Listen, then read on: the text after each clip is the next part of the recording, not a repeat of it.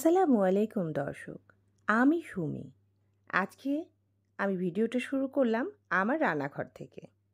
যারা এখন আমার ভিডিওটি দেখছেন, কাছে কিংবা দূরে, দেশ কিংবা দেশের বাইরে, আমি আশা করব আপনারা সবাই আল্লাহর অশেষ রহমতে ভালো আছেন, সুস্থ আছেন।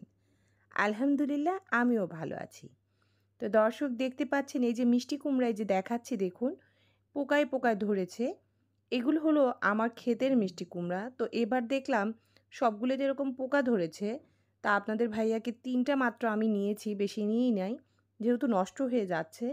তো এই যে দেখুন পাকা হচ্ছে, কিন্তু এইভাবে পোকা ধরছে। আর ওগুলো আমার গাছের ডাব। আমি যেহেতু ডেইলি ডাব খাই, তাই আমার জন্য একেবারে আপনাদের ভাইয়া সব ডাব নিয়ে এসে কেটে রেখেছে। আর এগুলো আমাদের গাছের আম। কিছু কিছু করে পাকছে, কিছু কিছু করে খাওয়া হচ্ছে। আমি আম পছন্দ করি না, আম খাই না। আপনাদের ভাইয়া খায় আর আমার ছেলে মাঝে মাঝে খায়। তাই সেই আমগুলো আপনাদের সাথে শেয়ার করছি। এই আমগুলো অনেক মিষ্টি, খেতে অনেক মজা। তো গাছের জিনিস হোক দু একটা, তবুও খেতে কিন্তু ভীষণ ভালো লাগে। তাই আপনাদের সাথে একটু শেয়ার করে দিচ্ছি যে আমার গাছের কি কি জিনিস আবার এনেছে। যেহেতু আমি লাইফস্টাইল ব্লগ তৈরি করি, আমার লাইফে কি কি ঘটে না ঘটে একটু হলে আপনাদের সাথে শেয়ার করি। সব কিছু তো আর দেখানো সম্ভব না। যেটুকু নিজের প্রাইভেসি বজায় রেখে চলা যায় সেটুকুই করি। তারপর আপনাদের ভাইয়া বাজারে গিয়েছিল, কিছু বাজার নিয়ে এসেছে। জি, গরুর গোস্ত, ফার্মের মুরগি, সোনালি মুরগি এগুলো নিয়ে এসেছে। তা আমি এগুলো এখন এইভাবে বের করে নিচ্ছি, কারণ এগুলো আমাকে ভাগ করে রাখতে হবে। এই যে দেখতে পাচ্ছেন আমি হাড্ডি মাংস এইভাবে দেখছি, এখন কিন্তু এগুলো আমি ভাগ করে রাখবো, কারণ আমাকে এটা দিয়ে অনেক কয়দিন চলতে হবে। সংসার আমার, তাকে হিসাব করে চালানোর দায়িত্বটাও আমার। যদি আমি হিসাব করে না চলি, তাহলে কিন্তু দিন শেষে আমাকেই কষ্ট ভোগ করতে হবে। তাই আমি সব সময় প্রতিটা জিনিস পার্ট টু পার্ট হিসাব করে চলি, আর চেষ্টা করি একটু হলেও অর্থ বাঁচিয়ে রাখার। কারণ ভবিষ্যৎ বলেও তো একটি কথা আছে, তাই না? এখন যদি আমি সব একবারে খেয়ে পড়ে নষ্ট করে ফেলি, আগামী দিনে কিন্তু আমার কিছুই থাকবে না, আর তখন পাশেও কাউকে পাবো না। তাই ভাবিয়া করুণ কাজ করিয়া ভাবি না, সেই কথাটাই আমার ক্ষেত্রেও প্রযোজ্য। আমি ভাবিয়াই কাজ করি, কাজ করে ভাবি না।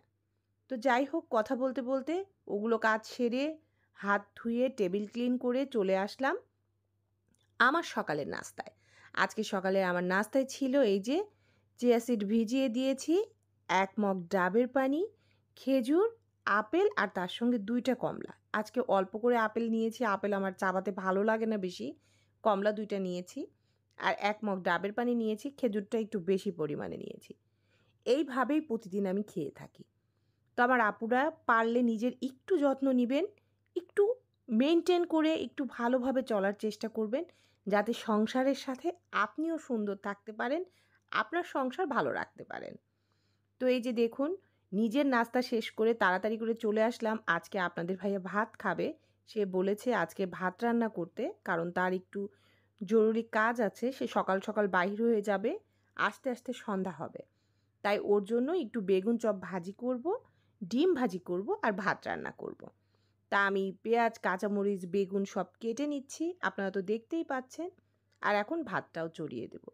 তো সত্যি কথা বলতে কি, সংসার করতে গেলে অনেক হিসাবই হয় মেয়েদের, হিসাব করেই চলতে হয়। স্বামী, ছেলে এরা কিন্তু বোঝে না। নিজেকেই সব কিছুর দায়িত্ব নিতে হয় আর নিজেকেই সেইভাবেই চলতে হবে।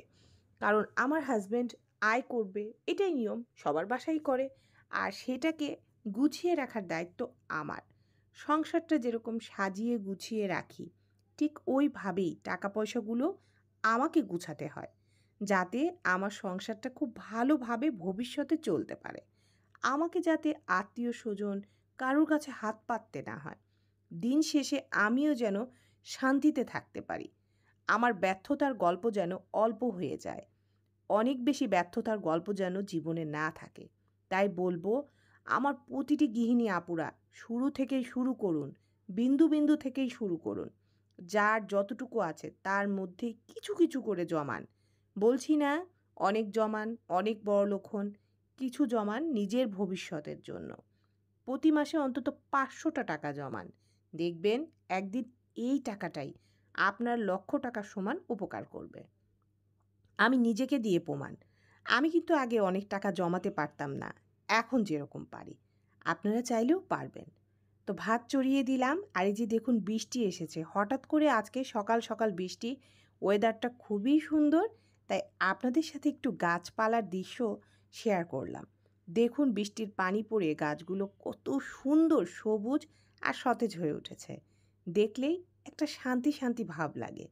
তাই আপনাদের সাথেও একটু শেয়ার করলাম।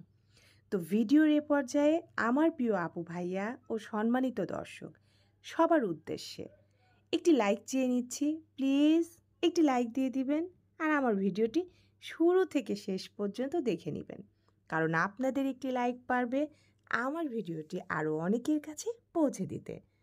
তা আপনাদের সাথে কথা বলতে বলতে এই যে দেখুন আবার সেই আমার গাছের যত্ন। আমি যখন কাজ করি সকালে একবারে সব কাজ কমপ্লিট করে ফেলি। আজকে আপনাদের ভাইয়া বাসায় নেই, দুপুরে রান্নার ঝামেলা কম, তাই ভাবলাম গাছগুলো এখন একটু ক্লিন করে নিই। তো গাছগুলো ভালো করে পানি দিয়ে ভিজিয়ে রেখে ধুয়ে গ্লাসগুলো, কাচের জারগুলো মেজে নিলাম। একটু আয়রনের দাগ পড়েছিল তো সেইগুলো পরিষ্কার করে নিলাম। তারপর ভালো করে ধুয়ে পাথরগুলো দিয়ে পানি দিয়ে দিয়ে গাছগুলো সেট করে নিচ্ছি। আর এই গাছগুলো যখন গোসল করানো হয় দেখতে ভীষণ ভালো লাগে। আমি ভীষণ পছন্দ করি এই গাছগুলো। তো লাকি ব্যাম্বুরগুলো শাখা বের হয়েছে, সেগুলো আলাদা করে নিলাম। সেগুলোকে এইভাবেই যত্ন সহকারে গুছিয়ে রাখছি। আসলে যত্ন করলে প্রতিটা জিনিসই ভালো থাকে এবং বৃদ্ধি পায়। এই যে দেখুন আমার গাছগুলো ওয়াশ করা হয়ে গিয়েছে, গোসল করিয়ে দিয়েছি। এখন এইগুলো জায়গায় রাখবো। তার আগে আরও কিছু কাজ করব।